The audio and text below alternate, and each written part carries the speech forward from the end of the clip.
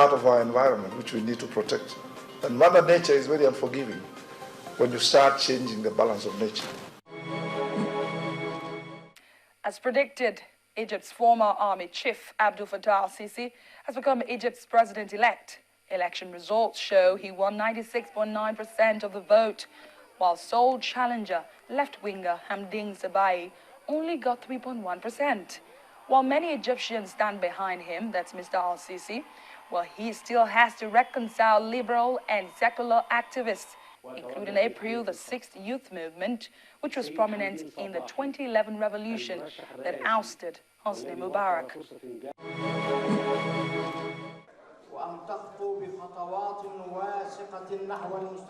The country's Elections Commission says al-Sisi received 23,780,104 votes, while Hamdin Sabahi won 757,511 votes.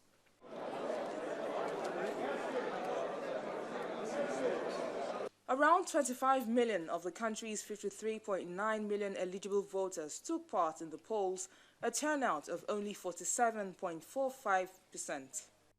The lower-than-expected turnout cast some doubts over the credibility of the man who led efforts to remove former President Mohamed Morsi from power last year, following mass protests. The newly elected president, al-Sisi, spoke on television soon after the official announcement. He said he was grateful to his rival and urged all Egyptians to work together for the country's success.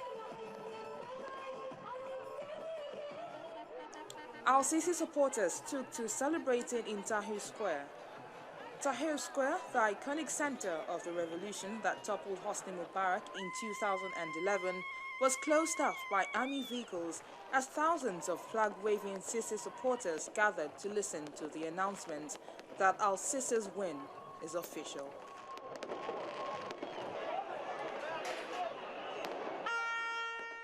In his first speech since the election, the new president promised Egyptians a brighter future, though he did not spell out how that would be delivered to the country's 85 million population.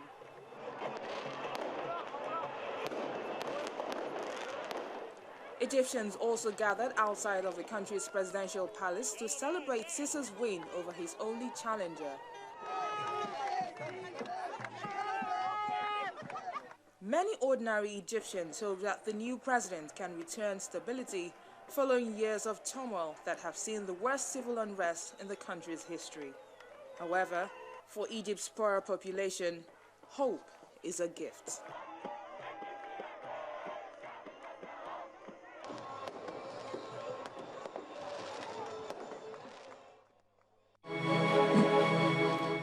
Earlier this week, my colleague Marachi Ubani spoke with the VOA's Mohamed El Shinawi on the outcome of the election. Does it look a bit like Hosni Mubarak all over again for Egypt? Every Egyptian hopes not, because Hosni Mubarak was not elected. Hosni Mubarak came after the assassination of President Sadat in Egypt.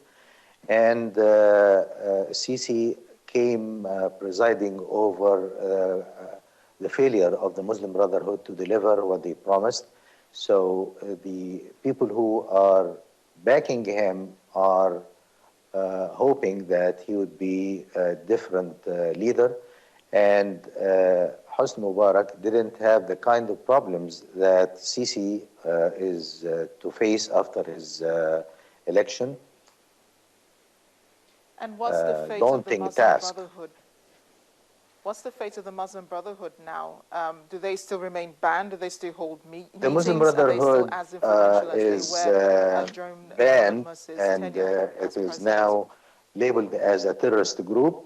And that is a major challenge among four major challenges facing Sisi, because without reconciliation, national reconciliation, he will not be able to stabilize the country.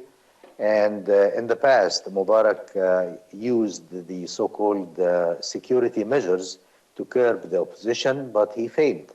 And for the economy to thrive again, the new president would need stability.